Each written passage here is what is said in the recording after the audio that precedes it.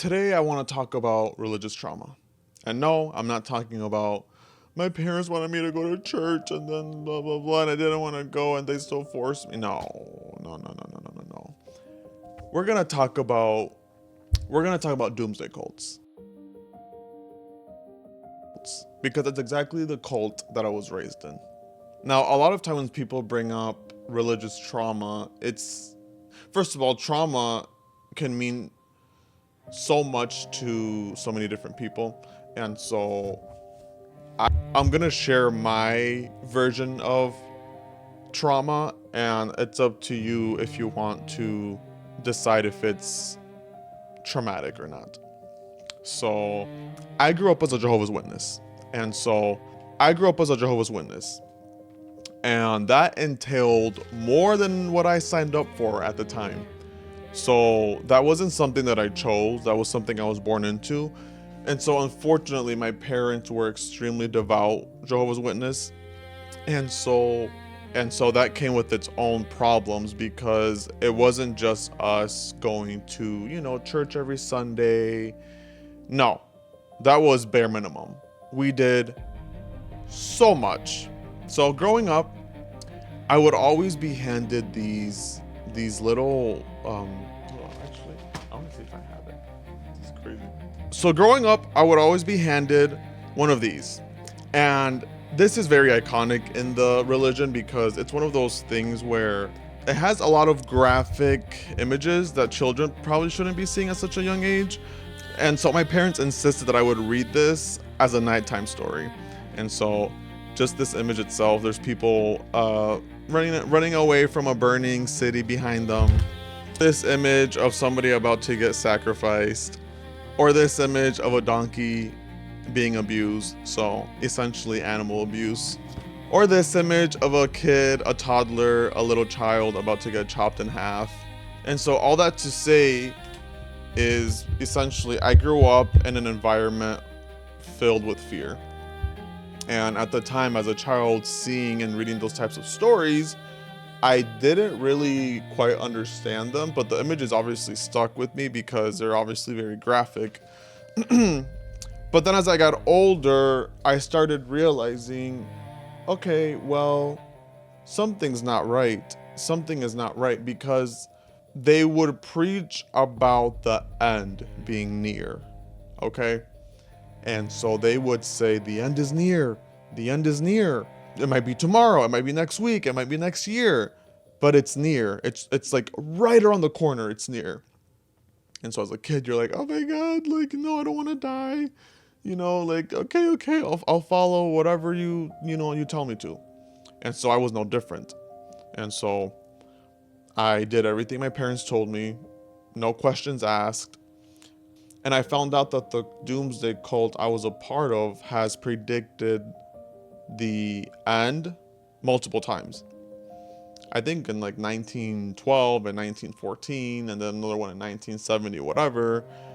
And each and every single time, they failed. The end never came.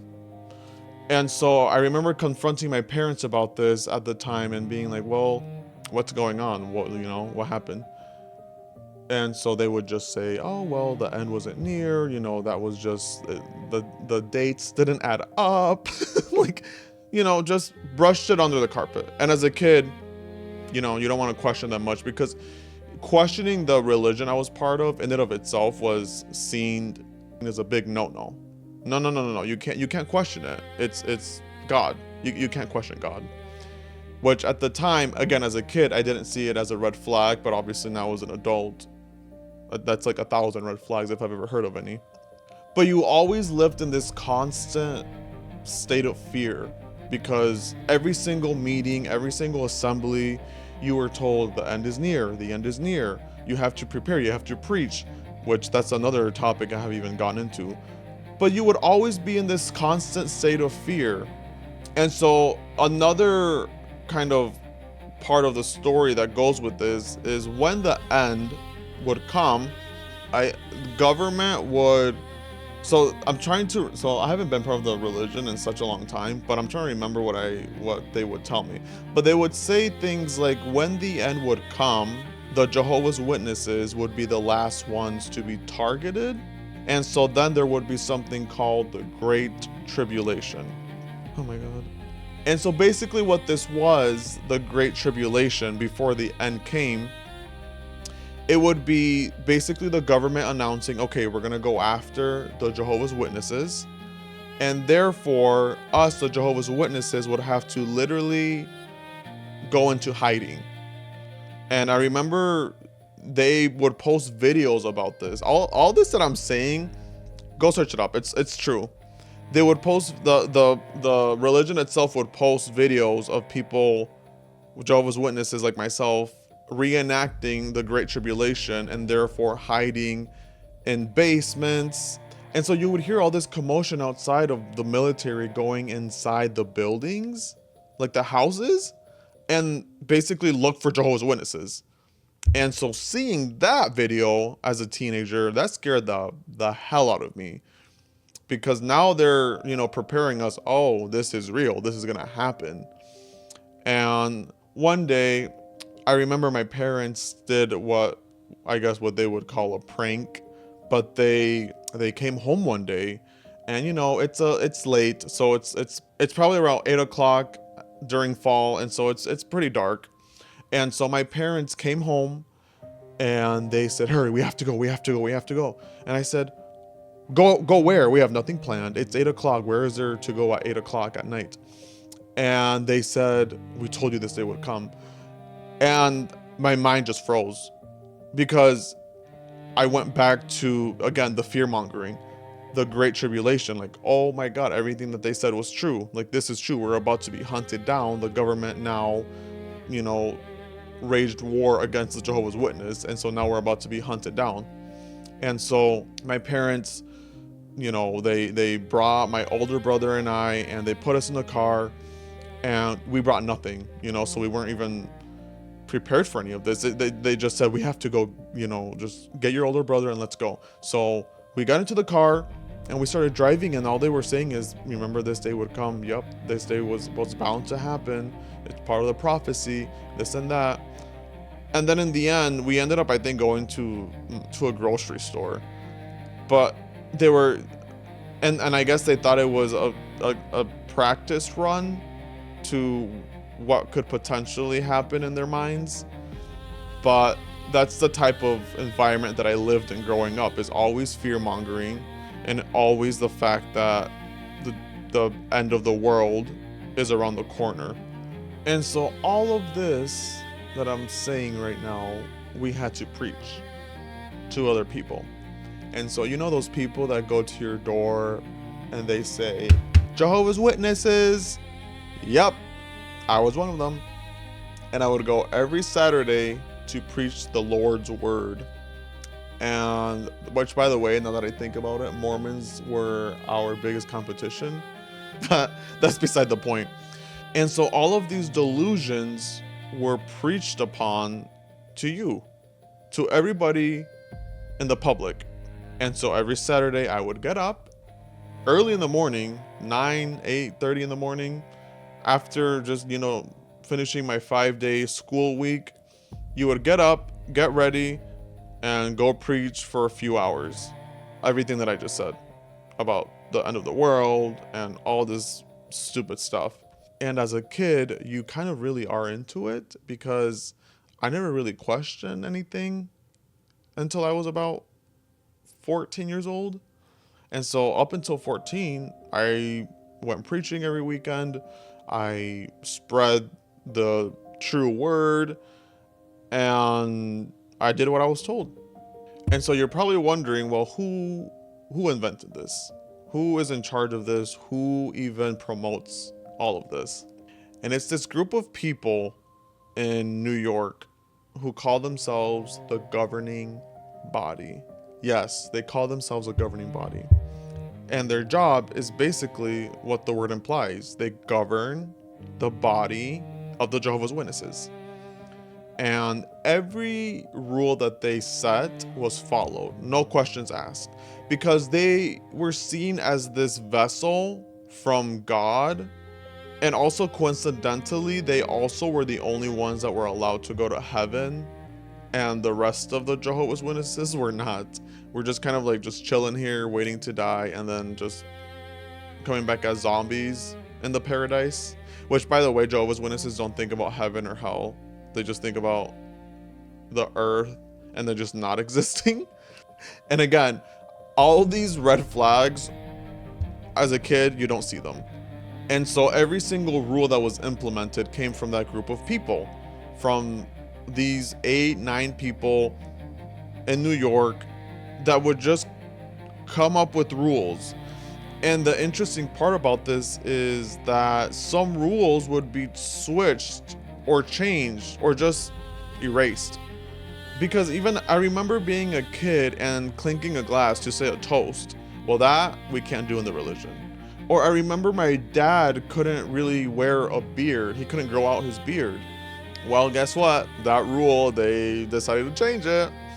And I remember even women, they would have to wear skirts, but now they can wear dress pants. And so I don't even know where in the scriptures the governing body made up the rules to not wear dress pants or to not clink glasses or to not wear beards, but they're in there. But one rule that they never have changed, and I don't think they ever will, is the disfellowshipping. So the disfellowshipping is something where you're a part of the Jehovah's Witness, you're baptized in the religion, and that's when you officially become a Jehovah's Witness, is when you're actually baptized, like your head gets dunked in the water, and so now you are officially one of them. Disfellowshipping is the opposite. It's when you are in it, but now you basically get kicked out of it. You get disfellowshipped. Now you are out of it. So growing up, that topic was never even brought up because it was just seen as the worst decision of your life, getting disfellowshipped. And so when I would see people in my congregation, in my church, getting disfellowshipped, I mean, it was just looked so down upon. They would announce it. So, for example, they would say, oh, Mr. Joe Rogan is now disfellowshipped. And then you could kind of feel the air and the environment and the atmosphere just tense up. And everybody would kind of just look at each other, questioning, oh, I wonder why he got kicked out, or I can't believe he got kicked out. There would just be a million questions about it. And growing up seeing this, it scared the hell out of me because I did not want to be one of those people getting kicked out, because then once you get kicked out, once you get announced as disfellowshipped, they're done with you. They're done with you. You're not allowed to talk to them. They're not allowed to talk to you. All of the friends and family that you made are not allowed to interact with you in any way. And you're basically just there to warm up the seat. And that's it. And so again, that was just seen as the ultimate punishment. Because even in the religion, there's levels of punishment, but that's a topic for another day. But disfellowshipping was definitely the worst of the worst. I mean, you're officially kicked out and it's announced. And so I remember asking my parents a lot and saying, well, are they gonna die now? Because I was told my entire life that only the Jehovah's Witnesses would be the ones that live in the end. And so I would ask my parents, well, are they gonna die now? And they would say, if they don't come back, yes, they're gonna die. And so that just, again, the fear mongering was always present throughout all of this. And so, there is a process for the disfellowship people to come back in. It's not an overnight thing. I think it takes like a few months, if not a few years, depending on the person. But essentially they would have to still go to the meetings and repent for their sins, and all of this stupid crap. And eventually they would return, because again, their family can't even talk to them. And so the only way to talk to their family is if they're back in the religion. And so of course they would return. And so they would return after a few months, after a year. And oh, they would announce it like, oh, Mr. Joe Rogan is back in the religion and blah, blah, blah. And people would literally just applaud to that. They'd be like, oh, yes, good news, this and that. But it was just like a 180. It was just a 180 because if you're not in it, no one talks to you. But then when you're in it, you get praised for coming back. And I remember seeing people lining up to go greet the person again that they weren't even allowed to talk to. And so they would line up to greet Mr. Joe and be like, Joe, hello, it's nice to see you again. Thanks for coming back. We knew you would come back. And I remember seeing that growing up and feeling absolutely disgusted because I knew that wasn't right. There was something in me growing up that I knew that was not correct or moral, because this person, every other time where they would come in, nobody would talk to them because he was officially kicked out, and they just looked very depressed. They just looked like a truck just hit them because they were just emotionless. And so here comes a 180 where, okay, you're back in, you get everything you want back as well. But that was just a reality that I lived in as well, is the whole disfellowshipping was just more fear-mongering. But obviously this is just the tip of the iceberg. I mean, I could go on and on about the different types of restrictions that we had. We couldn't celebrate any holiday. My birthday, I never celebrated. Christmas, I never celebrated. Halloween, I never celebrated. Valentine's Day, I never celebrated. St. Patrick's Day, 4th of July. All of those holidays we never celebrated. The birthday and Christmas to me hurt the most because I remember in school during Christmas they would put on the Polar Express and you would get hot cocoa and everybody would just be kind of cozy and snuggy. And I remember my parents would tell the teachers that every time those celebrations were taking place to literally remove me from the classroom. And so I would just look back at the people as they closed the door behind me, wishing I was there with them. And as a kid, all you really care about is presents, is being happy, Santa. Nope, not me. Or even on my birthdays, it was just like any other day. I never celebrated it, ever. And so that day was also seen just like any other. You'll never see me with my face stuffed with cake as a 1-year-old or 2-year-old or 3-year-old because it just never happened. And so it was just all these also different weird things. Like for the Pledge of Allegiance, I could stand up, but I couldn't put my hand on my heart. Or for example, when people sneeze, I couldn't say bless you because we thought that there was like a spirit going out of their body when they said that. Like it was just a bunch of bull crap, right? I wasn't allowed to make any friends. So if they weren't Jehovah's Witnesses, I wasn't allowed to hang out with them. And so all the friends I did have were in the religion. Everybody else, we called them worldly people because they were part of the world and not part of our religion. That also, again, huge red flag. But as a kid, you don't see that. And so growing up as a male in the religion, if you were interested in another woman and would want to date them, you would have to go through this process of talking to the elders, which are like the leaders of the church, to make sure you were spiritually okay. And then you would proceed to date the woman, but you would have chaperones accompany you. So it would be kind of like a third wheeling thing where there would be two of you, like, watching a movie together or going to the park or going to a restaurant. But there would always be the chaperone behind you guys to make sure you weren't even touching each other or doing anything inappropriate. I mean, it was just all this extremely weird stuff. And then growing up, they made college or higher education looked extremely down upon. And so they would say, well, and this is again recorded by one of the governing bodies, which is a leader of the church. And so they would say, well, we're not going to need doctors or lawyers in the new world, but we are going to need carpenters and freaking plumbers and, all this stuff. And so college was just never even an option for me at all. Because, again, every rule was highly implemented and revolved around everything that happened in my household. And so college was not even a topic that was mentioned ever from me growing up because it would be laughable, because why would you go to college if the end of the world is right around the corner? And then there would be this horrible snitching culture where we were all encouraged to, obviously follow Jehovah. And therefore, if we see anybody else screwing around or messing up or doing wrong, we would have to bring that up to the leaders of the church, of the local church, which were the elders.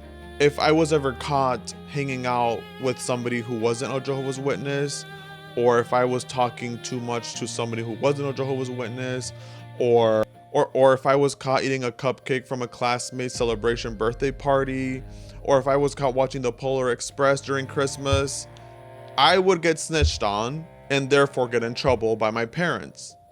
And so it was just this never-ending watch from not only the leaders of the church, but also your supposed friends around you who just were there to snitch on you.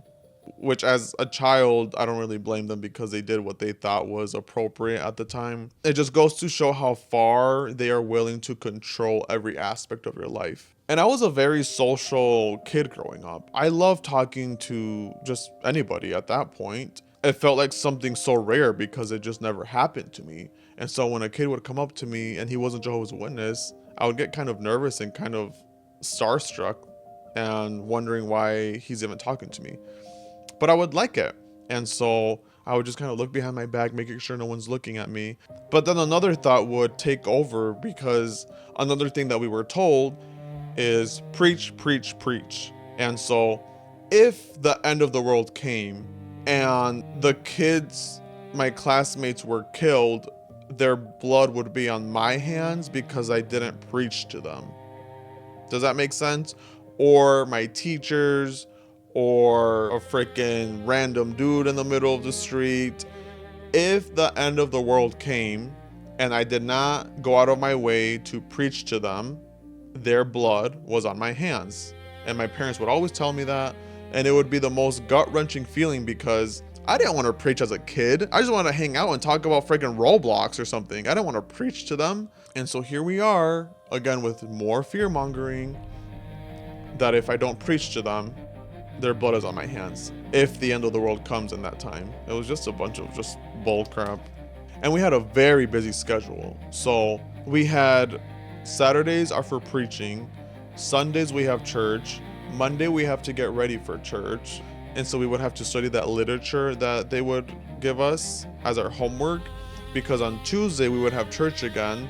So then Tuesday we had church, Wednesday we would have to prepare for the next day, because the next day on Thursday was family worship, which is kind of like a church session, just without the church members. It's just strictly your parents and your family. And so it was just this constant church studying religion, literature, Bible, verses, blah blah blah blah, all the time for years and years and years nonstop. And so then we head to the more life-damaging rules, and in my mom's case and other cases as well, life or death rules, which is the blood transfusions. They have fit this into their narrative somehow, that you aren't allowed to get blood transfusions as a member of a Jehovah's Witness.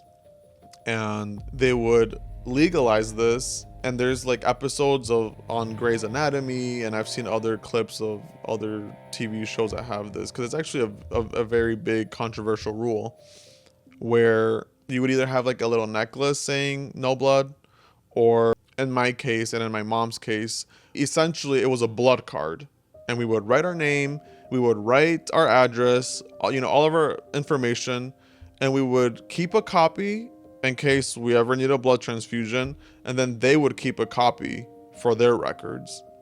And yes, this is mandatory. Again, if you don't do it, there are consequences to this. It's part of being in the religion. And so as a kid, I think I signed my blood card when I was 9 years old, but I did it, no questions asked. And later on, my mom in fact did need a blood transfusion, and she still potentially could have been alive if she would have received it, but she did not receive a blood transfusion, and she died. And that's just my mom's story. There are countless other stories of people needing a blood transfusion, whether it was a car accident a home accident, anything could happen where you need a blood transfusion. And they have died. And my mom was one of them. But that rule is kind of up there with shunning, where it's such a destructive, unnecessary rule where people could have been alive to this day. Because with shunning, you lose everything, right? You lose your ability to speak to your friends, your family. And so in my case, I also lost my house. I didn't live here anymore. And so I lost everything. When you lose that, you go obviously into a deep depression, and therefore some make it out, some don't. With the blood transfusion, you literally can't make it out. There's nothing else in modern medicine that is as good as your own blood, or blood in general. And so you can do other kind of alternatives, but again, nothing is going to be as good as blood. And so if you need it and you don't receive it, you're gonna die. And so both rules have blood on them. Innocent, unnecessary blood on them, including my mother's, because there's no reason why this should even be a thing at all. There's literally no reason, but it is, as a Jehovah's Witness.